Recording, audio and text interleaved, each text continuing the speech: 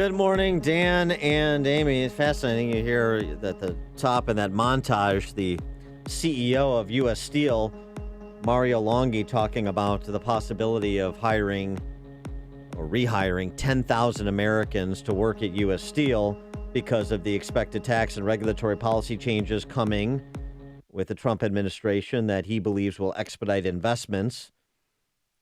He's suggesting there hasn't been this much optimism in that sector in a long, long time, and it's specifically America. And at the same time, you've got a United Steelworkers union boss right now having a press conference blasting Trump. Oh, that's right. Boy. Yeah. Anyway, we'll get to that in a moment, but right now we're happy to be joined by Colonel Cedric Leighton. He is retired United States Air Force colonel, was the deputy director of the National Security Agency in 2010, deployed 5 times in the Middle East, also assigned to United States Special Operations Command, and is the recipient, decorated serviceman, the recipient of the Defense Superior Service Medal and the Bronze Star for his work in Operation Iraqi Freedom. Colonel Leighton, thanks so much for joining us. Appreciate it. You bet, Dan. It's my pleasure. So give us your assessment. We've been poring over these selections all week. Give us your assessment of Donald Trump's national security team as it's currently constituted. Well, it's a very interesting team, and of course there's this preponderance of general officers showing up, and even some more possibly coming down the pike, with the Secretary of State selection, which will probably happen next week. There are some very able people here. For example, you've got General Jim Mattis, who's going to be the Secretary of Defense, and I think most people would characterize him as a Marine's Marine. He's the type of person who is known for getting the job done, but his big thing is to be what they called the warrior monk, and he was somebody who took a lot of time to figure out not only the tactical aspect of warfare, but where we should go from a strategic standpoint. So in that case, he's going to be a uniquely suited individual to become the head of the Defense Department. And when it comes to the department, go ahead, Dan. I'm sorry. Oh, it's Amy here. I was going to ask about NSA, Flynn, and General Kelly for Homeland Security. Sure, Amy. Well, when it comes to General Flynn, I actually worked for General Flynn when I was at the Pentagon, and I have to tell you that I think he is probably not the one that would be suited for the national security advisor spot that you traditionally have had in past administrations. Could be different, in this case with the way in which Donald Trump may restructure the national security apparatus. He may give more power to the different cabinet departments, especially defense and state and possibly homeland security. But General Flynn is not the same kind of general as, say, Brent Scowcroft was. He was the national security advisor for both President Ford and then later on for President George H.W. Bush, and was basically one of the big architects, along with the Secretary of State at the time, James Baker, of the transition from a bipolar world, a communist-centered world, to a unipolar world with the fall of the Berlin Wall. In that particular case, I would say the temperament is not there, and I think also that the temperament, for National Security Advisor requires a degree of diplomacy that General Flynn has not generally exhibited in at least recent years. Really? So you call into question that selection of General Flynn, somebody you work for at the Pentagon, as National Security Advisor. What kind of national security, you're kind of distinguishing him or starting to distinguish him between previous NSA persons like Scowcroft. Continue, expound upon that. What kind of National Security Advisor would General Flynn be if Donald Trump does something different with that agency vis-a-vis the cabinet posts in the national security space than previous presidents have done? Dan, I think that what we would see there is somebody who is more of a coordinator and gatekeeper, which was actually the original intent of the National Security Advisor position. He may very well, President-elect Trump may very well be in a position where he will say that the departments, the cabinet departments, should actually be in charge of the day-to-day operations and actually be the ones to handle policy on a daily matter, on a daily basis. The other thing that's interesting about this is that there actually is a move afoot in Congress to curtail the number of people that are on the National Security Council staff. Right now, we're talking about 400 people that are currently employed in as one capacity or another with the National Security Council.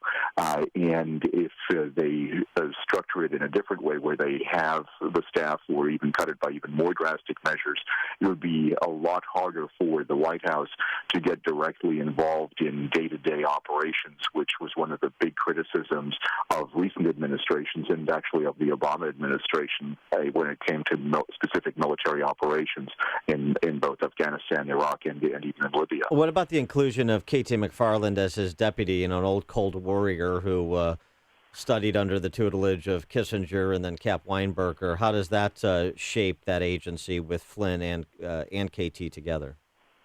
Well, I know KT. I've talked with her both on air and off air at Fox News when I used to work with them a bit. And she is certainly very able, very capable, and she could serve as a check on General Flynn's tendencies to go a bit off script.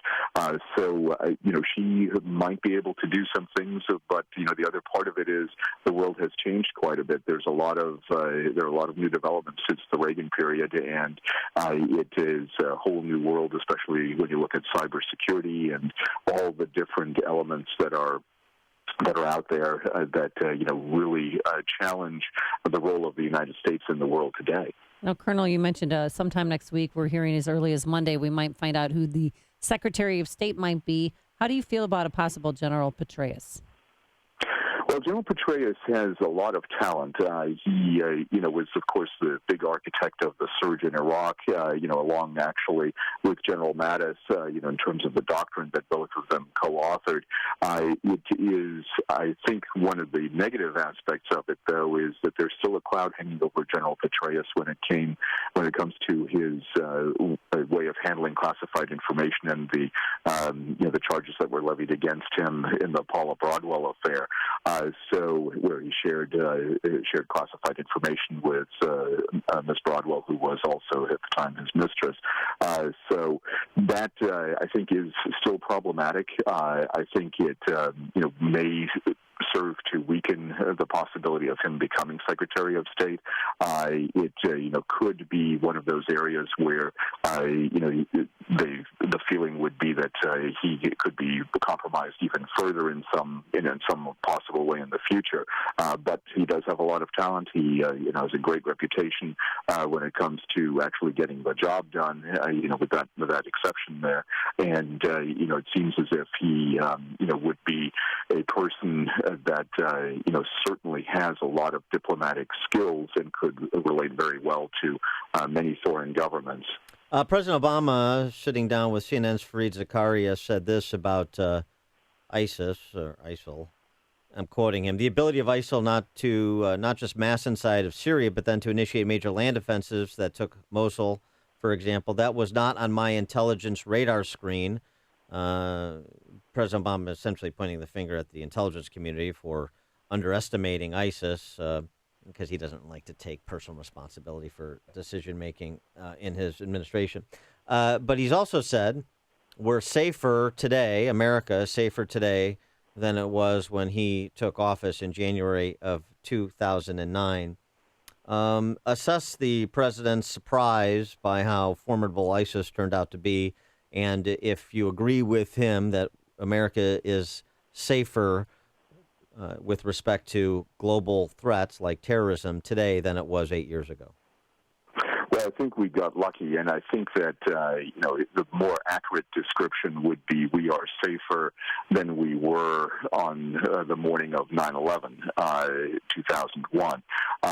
We've certainly restructured our government. We've done a lot of things, and frankly speaking, I think President Obama has continued a lot of the policies of the George W. Bush administration, which resulted in the creation of the Department of Homeland Security, better coordination among law enforcement and intelligence agencies, and the military. So there are a lot of things that are really carryovers, although President Obama won't like to describe them that way, from the Bush administration. Having said that, the fact that we got lucky, in quotation marks, is also attributable to very good tactical intelligence and the ability to act on that type of intelligence. So I would give the president credit for being able to act on some things. There were some plots that were foiled that would have been much more major attacks than what we've seen, with the underwear bomber in Times Square and similar events. So we are relatively safer compared to we were, back 16 years ago or so almost. But the way that I would characterize it is there was a lot of preparation, good reorganization that was carried through two different administrations, and then we have a situation also where there's frankly luck involved, and our society has been better able to deal with some of the things that have plagued Europe, such as the failure in Europe to integrate Muslims within their communities, their societies. So that is, I think, a major difference between what happened, say, in France and what has happened so far, at least in the United States. He is Cedric Leighton. He is a decorated, retired United States Air Force colonel, a former deputy director at the National Security Agency. Colonel Leighton, thanks so much for joining us. Appreciate it. It's my pleasure, Dan and Amy. Good to be with you. Thank you so much. Have a great weekend. And he joined us on our turnkey.pro answer line.